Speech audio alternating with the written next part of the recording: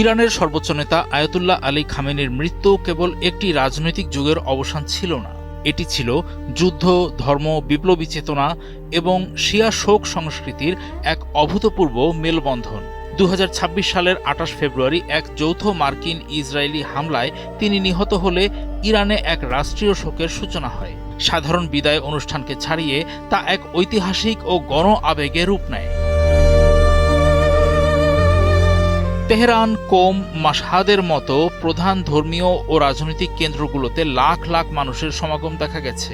কালো পতাকা ও খামেনির প্রতিকৃতি হাতে মার্কিন যুক্তরাষ্ট্র ও ইসরায়েলের বিরুদ্ধে তীব্র ক্ষোভ প্রকাশ করে ইরানি জনতা। এই বিদায়যাত্রা কেবল ইরানের ভূখণ্ডে সীমাবদ্ধ ছিল না। খামেনির কফিন ইরাকের পবিত্র শহর নাজাফে হজরত আলী রাদিয়াল্লাহু তাআলা আনহুর মাজার এবং কারবালায় ইমাম হোসেনের মাজারেও নিয়ে যাওয়া হয়। এই সিদ্ধান্ত ইরান, ইরাক, লেবানন, পাকিস্তান ও বাহরাইনের মুসলিমদের এক সুতায় বেঁধে ফেলে।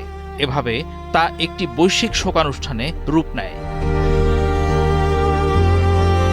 ধারণা করা হচ্ছে খামেনির এই জানাজা আধুনিক ইতিহাসের বৃহত্তম জনসমাবেশগুলোর একটি। এটি 1969 সালে ভারতীয় রাজনীতিবিদ CN আন্নাদুরাইয়ের জানাজায় 15 মিলিয়ন মানুষের উপস্থিতির গিনেস রেকর্ডকে চ্যালেঞ্জ করতে পারে।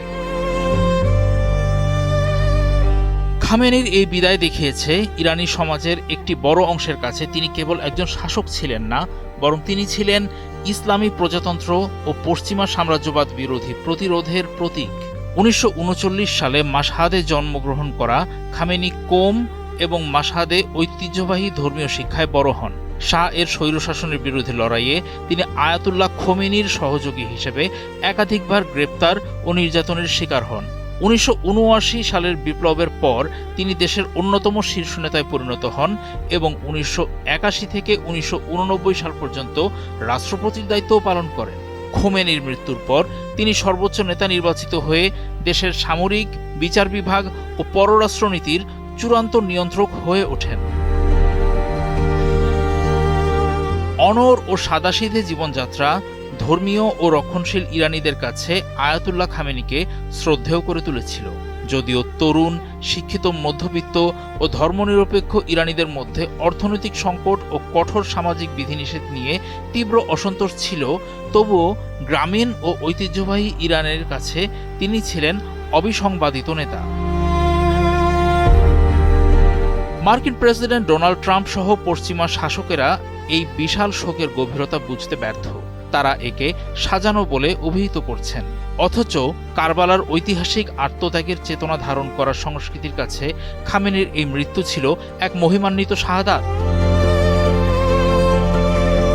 ইরানিরা অভ্যন্তরীণ বিষয়ে সরকারের সমালোচনা করলেও বহিঃশত্রুর আক্রমণ তাদের জাতীয়ভাবে ঐক্যবদ্ধ করেছে।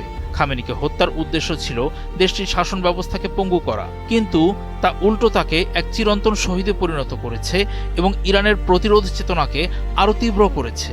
এই সংঘাত এখন আর কেবল ভূরাজনীতিতে সীমাবদ্ধ নেই, এটি হয়ে উঠেছে পশ্চিমা আধিপত্যবাদ বনাম ইরানের প্রাচীন সভ্যতা, ধর্ম ও সার্বভৌমত্ব রক্ষার এক ঐতিহাসিক লড়াই।